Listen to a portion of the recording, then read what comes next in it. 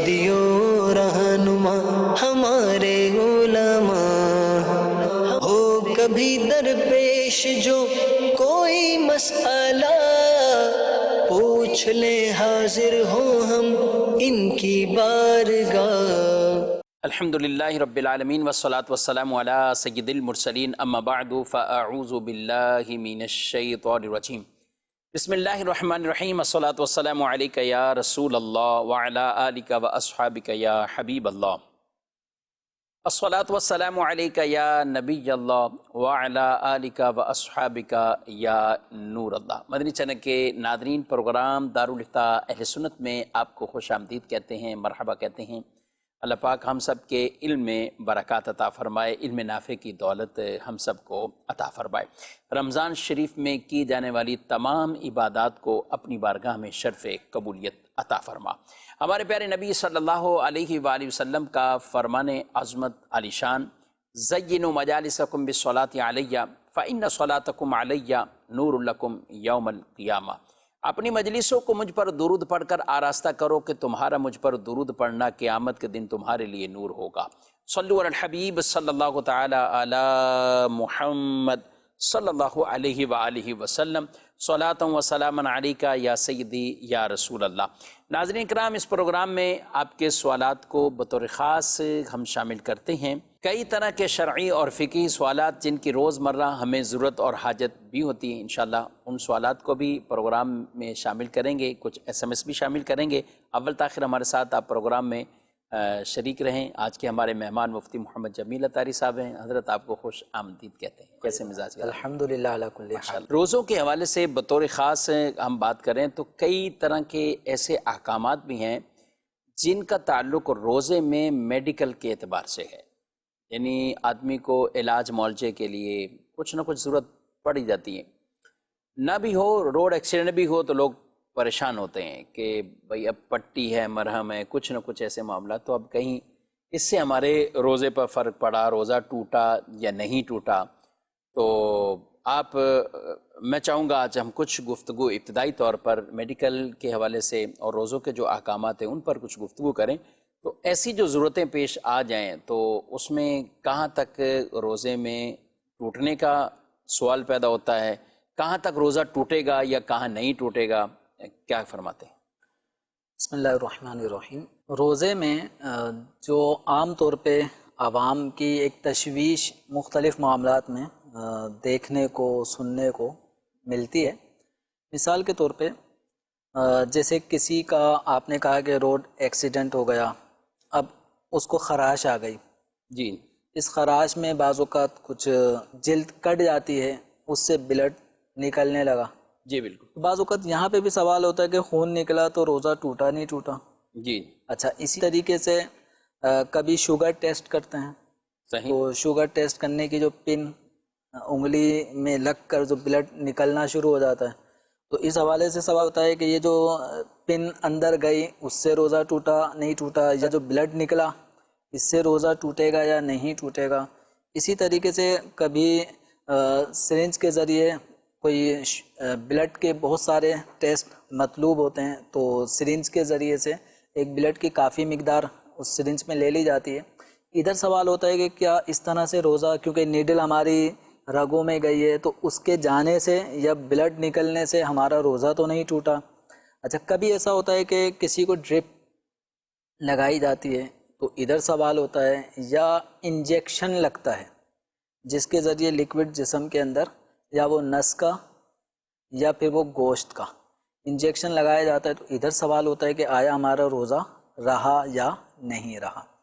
तो याद रखें कि जिस्म से अगर कोई चीज़ खारिज हो रही है, जैसे ब्लड निकल रहा है, चाहे वो किसी चीज़ से रगड़ लगने से या आलू प्याज काटने से कोई कट आ गया इससे, या ब्लड टेस्ट के लिए जब खून लिया गया या शुगर के लिए जब ब्लड निकाला गया, इनसे रोज़ा नहीं टूटेगा।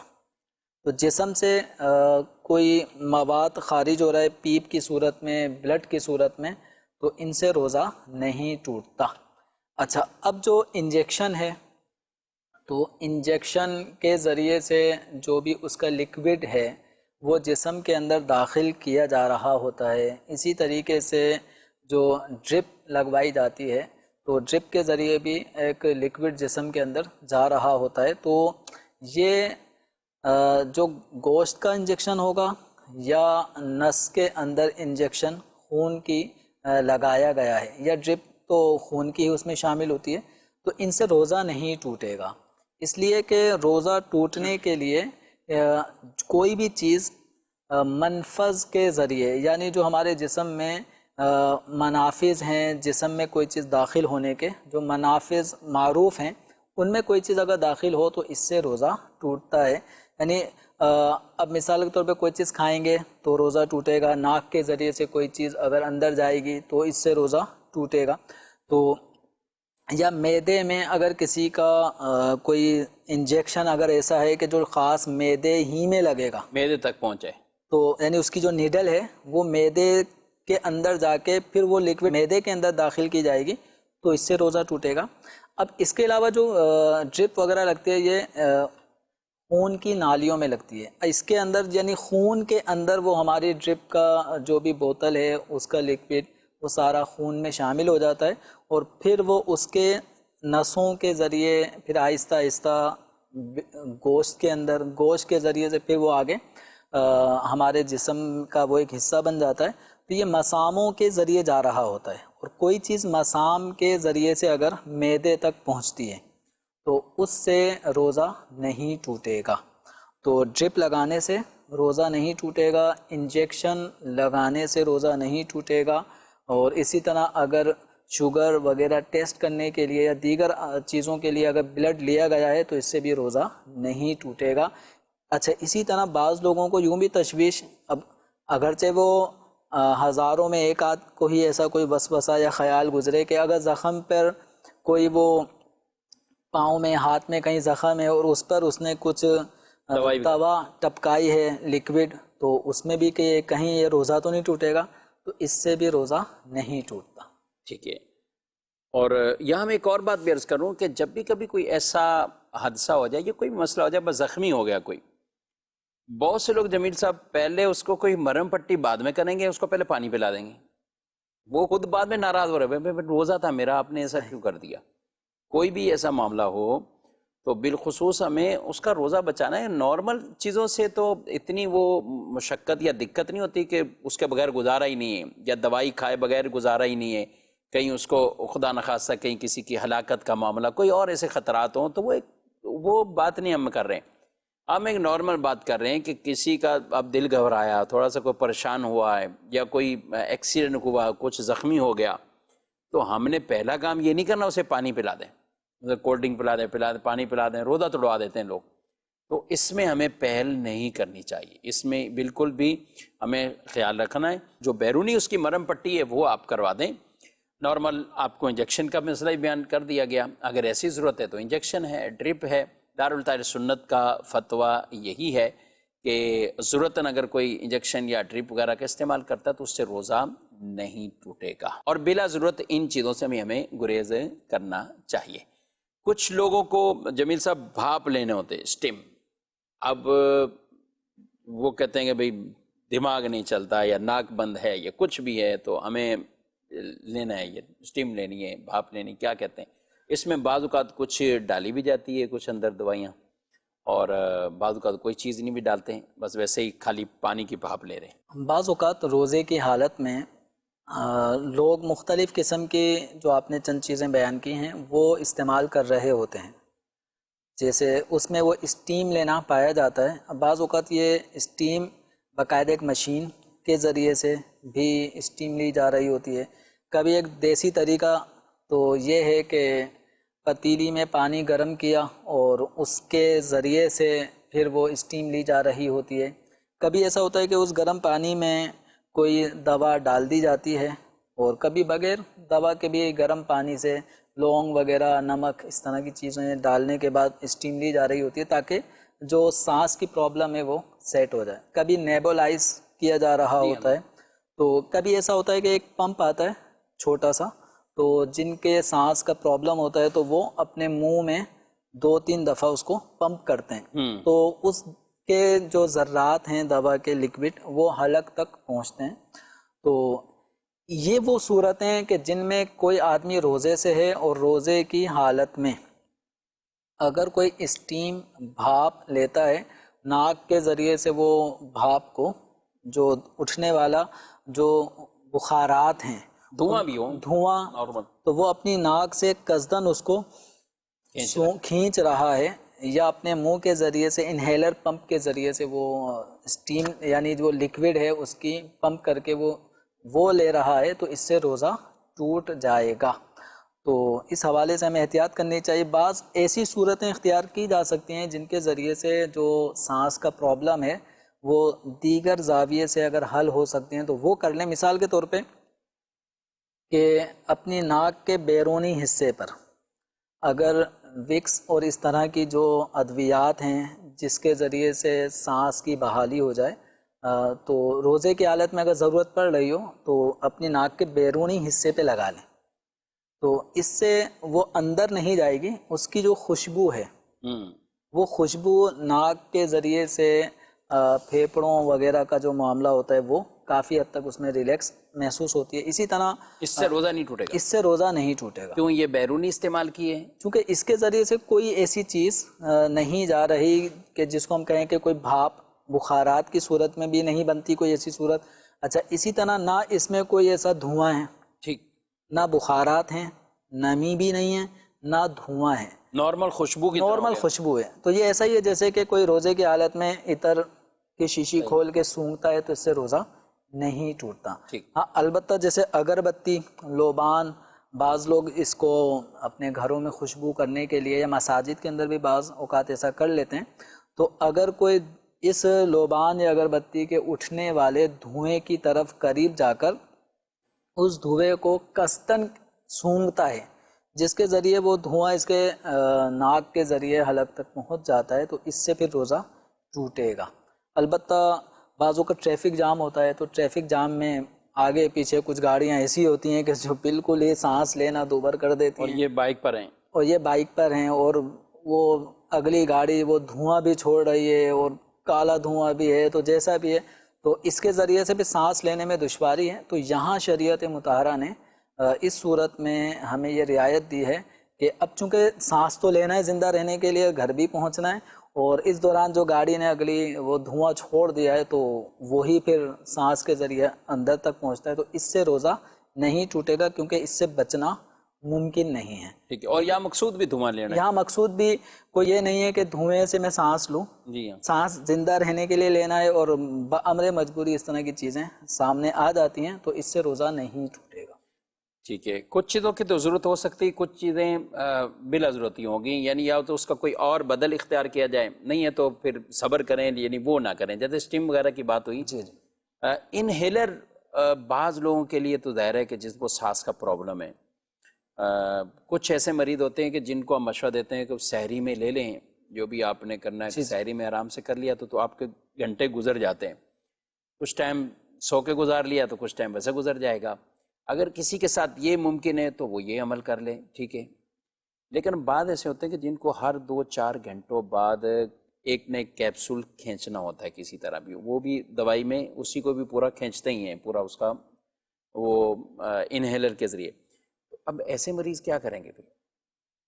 اگر پہلے سے ہی کسی روزہ دار کو یہ معلوم ہے کہ اس وقت میری کیفیت ایسی چل رہی ہے کہ ہر 2 گھنٹے بعد مجھے انہیلر لینی پڑے گی یا مجھے ادویات لینی پڑیں گی، اب وہ ادویات چاہے ٹیبلٹ کی صورت میں ہو یا لیکوڈ فارم میں ہو، پتہ ہے کہ یہ میری صحت کے لیے ضروری ہے. یعنی اب یہ روزہ دار کو معلوم ہے کہ روزہ رکھنے کی وجہ سے اگر میں یہ ادویات نہیں لوں گا تو جو میری بیماری ہے وہ بیماری بڑھ جائے گی، اور اس کا یہ سے تجربہ بھی ہو.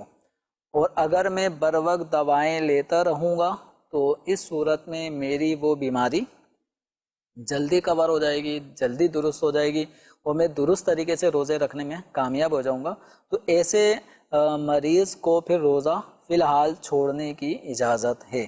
اسی طرح بعض اوقات بعض مریض یعنی ایسے مریض کو فی الحال روزہ چھوڑنے کی اجازت ہے جب صحت والے ہو جب جائیں تو صحت قضا کریں. تو ماہ رمضان کے بعد پھر ان کی قضا کریں گے. ایسے افراد جو انہیلر کے بغیر جن کا نہیں گزر بسر ہو سکتا تو ٹھیک ہے، اگر روزہ پورا نہیں ہو سکتا تو پھر سردیوں میں قضا کر سکتے ہیں. اگر اس وقت ان کے لیے آسانی ہے تو اس وقت کریں، کرنی انہیں قضا ہے. بہت سے لوگ جو روزہ نہیں رکھ پاتے تو وہ ڈائریکٹ کہتے ہیں فدیہ دے دو، وہ کسی مرض کی وجہ سے نہیں رکھ رہے ہیں، اب کہتے ہیں فدیہ دے دو. تو ایسا نہیں ہے، فدیے کے بھی خاص شرعی احکام ہیں کہ وہ کون سے لوگ فدیہ دے سکتے ہیں.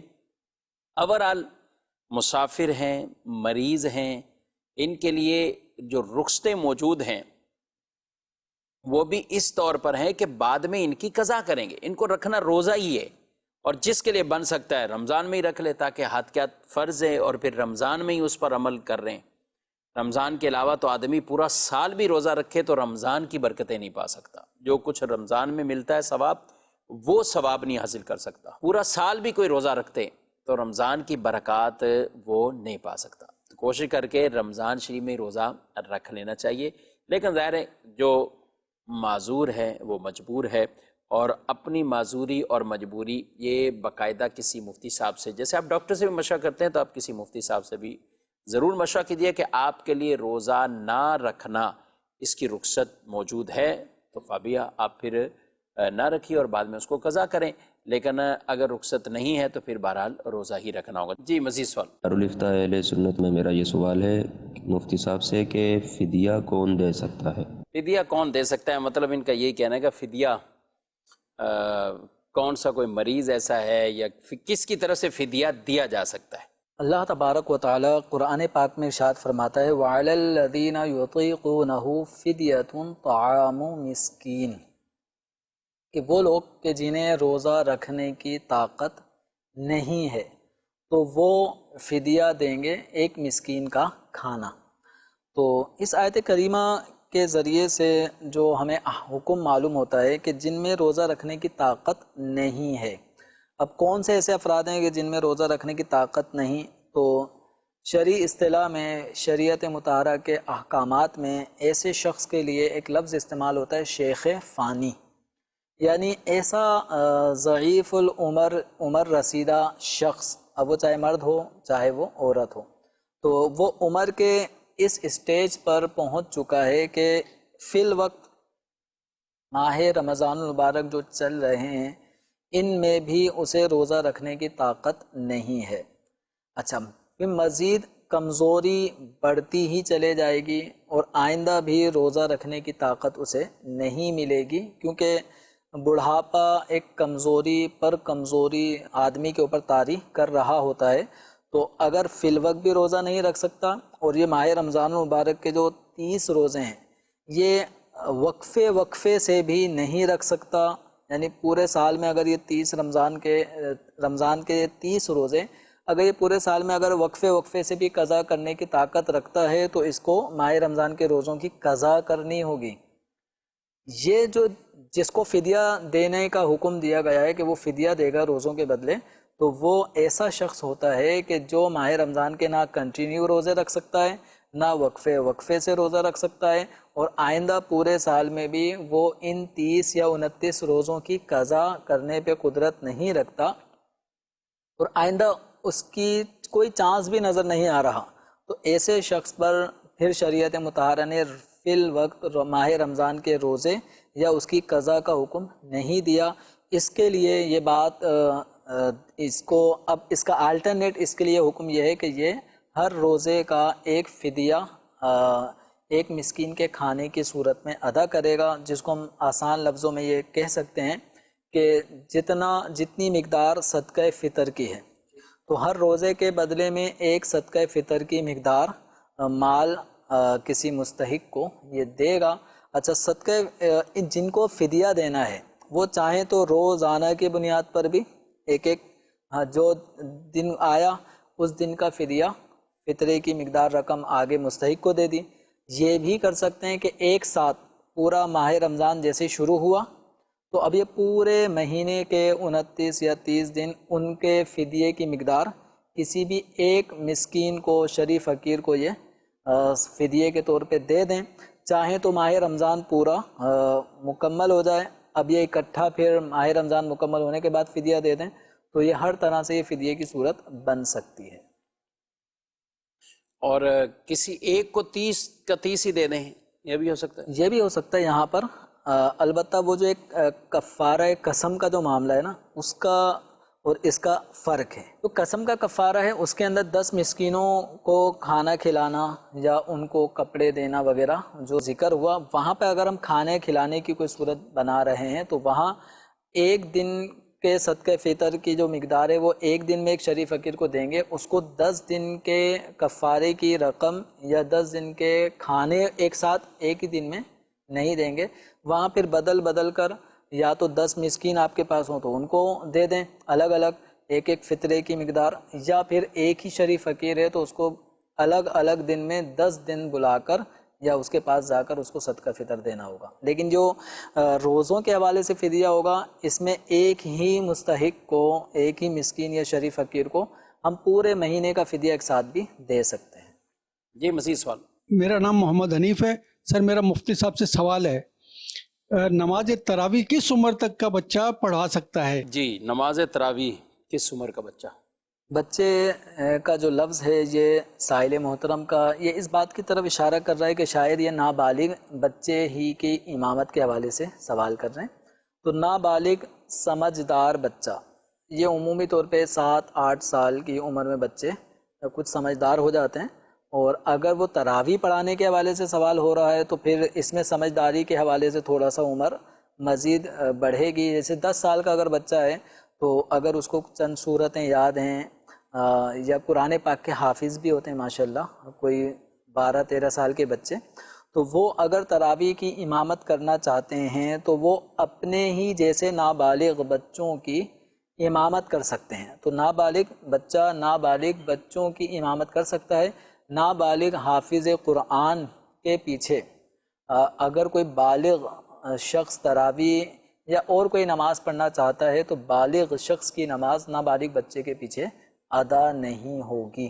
تو اس حوالے سے بھی ہمیں غور کرنا چاہیے کہ بعض جگہوں پہ خاندان میں ماشاءاللہ کوئی حافظ قرآن بچہ ہوتا ہے، لیکن ابھی اگر وہ بالغ نہیں ہوا تو وہ اپنے گھر میں تراویح کا اہتمام کرواتے ہیں یا کسی لون میں اپنے فیملی ممبر اس کے پیچھے نماز پڑھ رہے ہوتے ہیں۔ تو اس کا خیال رکھنا ہے کہ اگر وہ بچہ نابالغ ہے تو نابالغ بچے کے پیچھے بالغ مرد و عورت کی نماز نہیں ہوگی، نہ نفل، نہ تراویح، نہ کوئی فرض۔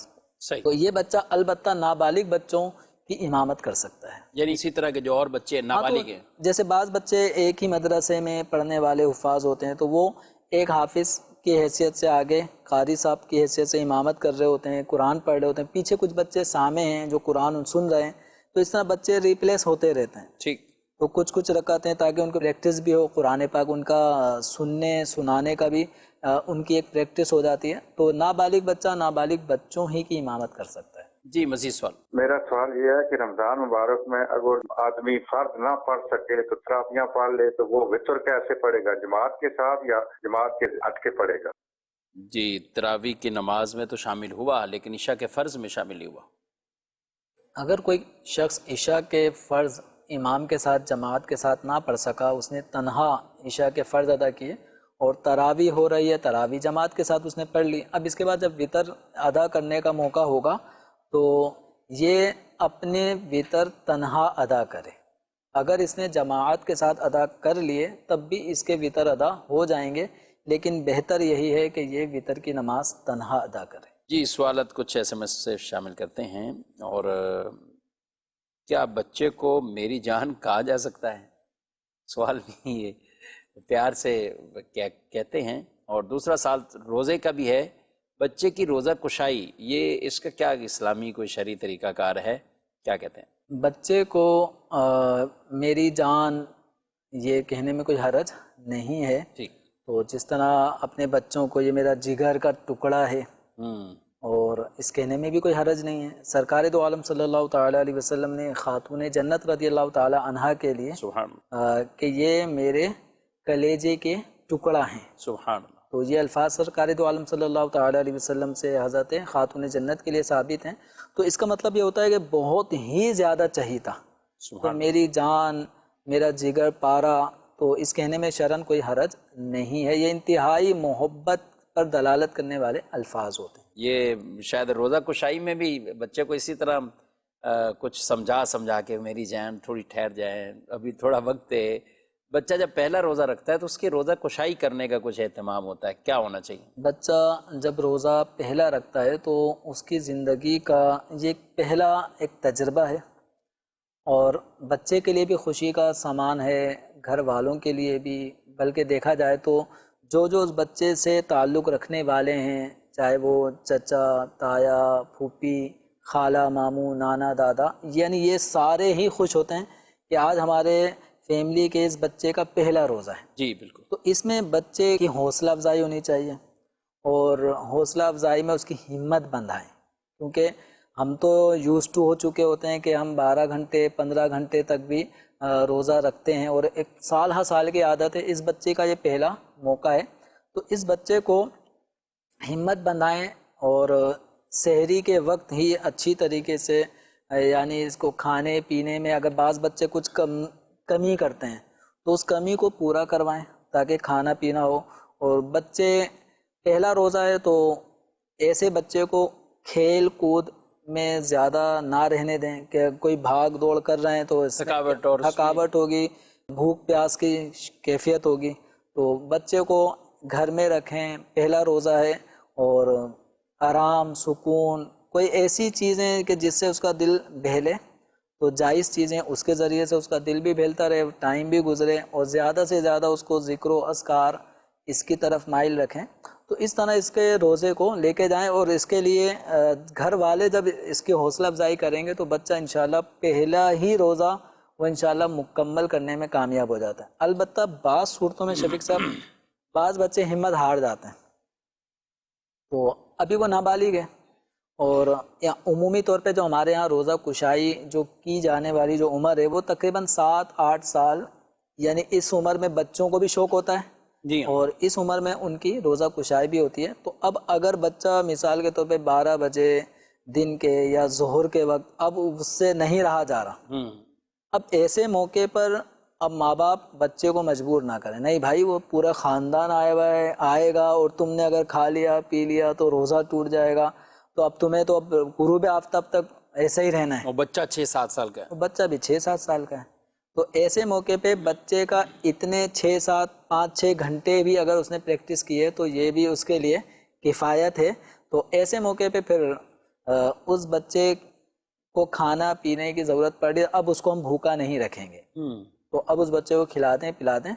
تو بہتر یہ ہے ایک مشورہ کہ جب کسی کی بچے کی روزہ کشائی اس انداز میں ہم کر رہے ہیں کہ جس میں ہمارے مہمان بھی آئیں گے، تو بچے کی 1-2 دن پہلے ہی روزے کی پریکٹس کروائیں، یعنی ایک روزہ خاص اس روزہ کشائی والے دن ہی نہ رکھوائیں، اس سے پہلے ہی کوئی چھٹی کا دن ہوتا ہے، بچے اسکول بھی نہیں جا رہے، تو اس دن میں روزہ رکھوائیں تاکہ اس کی پریکٹس ہو جائے.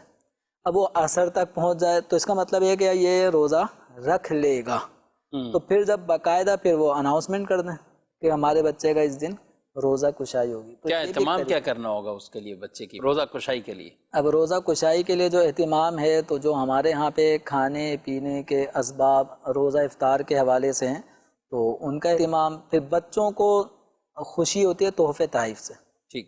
تو اب ایسے موقع پہ والد کو چاہیے، والدہ کو چاہیے کہ اپنے بچوں کو پہلا روزہ رکھنے کے حوالے سے کچھ نہ کچھ تحفہ دیں. مجھے یاد ہے کہ میرے ایک بھتیجے نے جب پہلا روزہ رکھا تھا، سب سے پہلا بھتیجا، اور اس نے جب سب سے پہلا روزہ رکھا تھا تو اللہ کے کرم سے امیر اہل سنت دامت برکاتہم العالیہ کی بارگاہ میں حاضری کی بھی ایک صورت بنی تھی. تو امیر اہل سنت دامت برکاتہم العالیہ نے میرے بھتیجے کو 500 روپے تحفے میں دیے.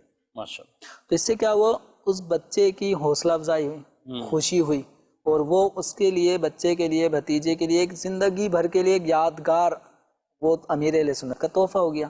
تو اسی طرح گھر کے بڑے افراد بھی بچوں کی حوصلہ افزائی میں بچوں کی جو من پسند چیزیں ہیں اور وہ شرعاً جائز بھی ہوں تو تحفے میں ان چیزوں کا اہتمام کریں. اس سے بچے کی حوصلہ افزائی بھی ہوگی، اور نیکی کے کاموں میں حوصلہ افزائی کرنا یہ اس نیکی پر استقامت کا بہترین ذریعہ بن جاتا ہے. کچھ علاقوں میں اس کو ہار پہنا کر افطاری کا سامان وہ گھروں میں دینے جاتے ہیں، یعنی بچہ ہار پہنا ہوا ہے، وہ اسی سے لگ رہا ہے کہ یہ بچہ روزہ کشائی روزہ کشائی ہے، تو وہ افطاری کا سامان لے کے جا رہے ہوتے ہیں۔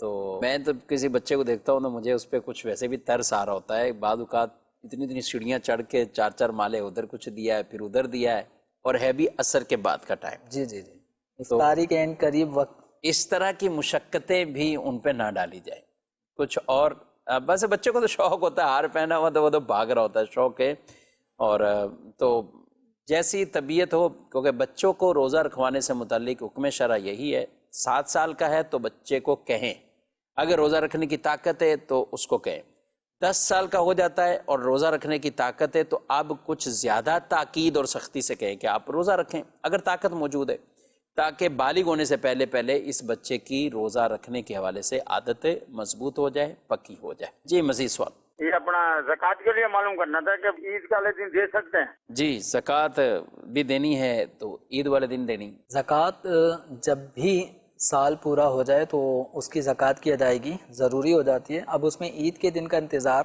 نہ کریں، زکوٰۃ بہرحال عید کے دن ادا کریں تب بھی ادا ہو جائے گی، بقر عید کے دن ادا کریں تب بھی ادا ہو جائے گی، 12 ربیع الاول کو ادا کریں تب بھی ادا ہو جائے گی، لیکن اس بات کا خیال رکھیں کہ زکوٰۃ کی ادائیگی میں تاخیر کرنا جائز نہیں ہے۔ کچھ سوال خواتین کی طرف سے بھی ہیں، جو ان کے روزے رہ ہی جاتے ہیں شرعی عذر کی بنا پر، تو دوبارہ وہ روزے قضا کرنے ہوں گے؟ خواتین پر اپنے ان مخصوص ایام میں جو روزے رہ جاتے ہیں تو ان کی قضا بعد رمضان لازم ہے، اور خواتین کو چاہیے کہ ان رہ جانے والے روزوں کو آئندہ ماہ رمضان کے آنے سے پہلے پہلے ادا کر لیں، ایسا نہ ہو کہ اگلا ماہ رمضان آ جائے پھر بھی گزشتہ ماہ رمضان کے رہ جانے والے روزے خواتین کے یا بعض مریضوں کے یا مسافر ہونے کی وجہ سے جو روزے رہ گئے تھے تو اگلا ماہ رمضان آنے سے پہلے پہلے ان کی قضا بھی ابھی ذمے پہ باقی ہو، تو اس طرح نہیں کرنا چاہیے۔ ہمیں دین اسلام نے اس بات کی ترغیب دلائی ہے کہ اگلا ماہ رمضان آنے سے پہلے پہلے گزشتہ ماہ رمضان کے روزے ادا کر لینے چاہیے۔ جی ناظرین کرام، آپ نے پروگرام ملاحظہ کیا، ہمارے پروگرام کا وقت اپنے اختتام کو پہنچا ہے، آپ سے اجازت چاہتے ہیں، فی امان اللہ۔ ہادی و رہنما ہمارے علماء، ہو کبھی درپیش جو کوئی مسئلہ، پوچھ لیں حاضر ہوں ہم ان کی بارگاہ،